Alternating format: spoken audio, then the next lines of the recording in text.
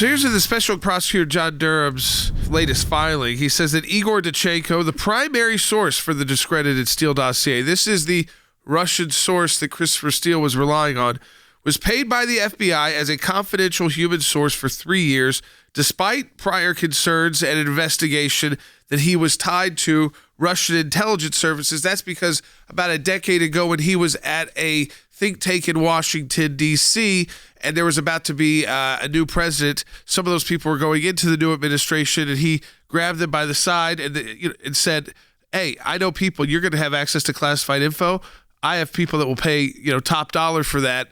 Those people then reported him. They did the right thing, reported him, and he fled.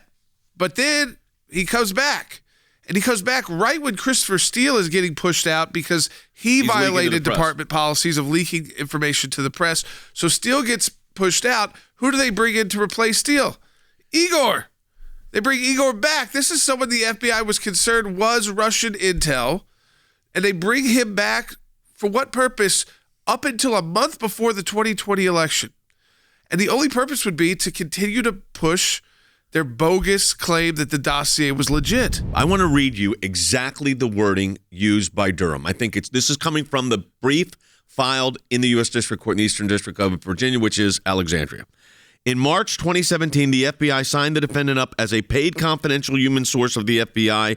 The FBI terminated its source relationship with the defendant in October of 2020. That's a month before the election. As alleged further in detail below, the defendant lied to the FBI agents during several of the interviews. So understand exactly what has taken place here. They hire a guy. They pay him. Mueller was done. And they talked about collusion. I mean, there was no evidence of collusion with the Trump campaign and Russia. Yeah, but there's evidence of the FBI kind of colluding with Russia or Russian agents. There's such bad actors at the top at the FBI, such bad judgment at the FBI. I mean, the fact that you would bring in someone back into the fold who was already investigated as being a Russian agent trying to purchase classified information, and you're going to bring them back into the fold to put together a dossier.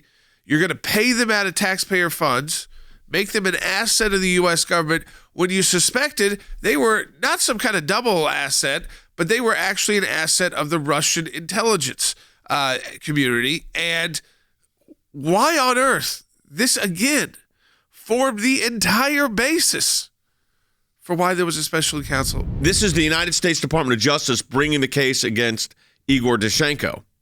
It's not an internal investigation, as far as we know, of the Inspector General saying, why in the world were you hiring this guy when you thought he was an agent for the Russian government 6 years, 8 years before and paid him taxpayer dollars? And why in the world did you keep him on the payroll until a month before the 2020 election?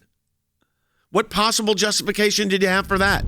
And how come they never told us, Bob Mueller, that, by the way, the source of the Steele dossier was making stuff up and you need to know he's lying to the FBI and we're going to do that as a full good faith disclosure? Because they keep him on as a source, as a human source, so they don't have to disclose who the person is, because then you're putting, quote, a human asset at risk. This is how they played this. Yeah. I mean, it's really repulsive to a constitutional republic. If he's still a paid informant, then he is a source that everything he said, did, or touches can be redacted and covered up, which then means we continue to pay him so that the cover-up is never known to the public that we screwed up.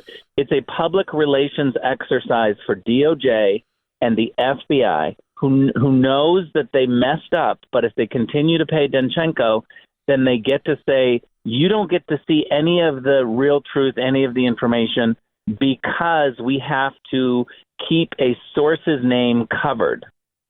It very well could be the reason. None of this was anybody made aware of during the course of the Mueller probe. Are you going to tell me Bob Mueller and his team didn't know about this? That this was that false? They should have opened and they should have never opened Crossfire Hurricane, but it should have been closed immediately. And this just shows you how it reeks.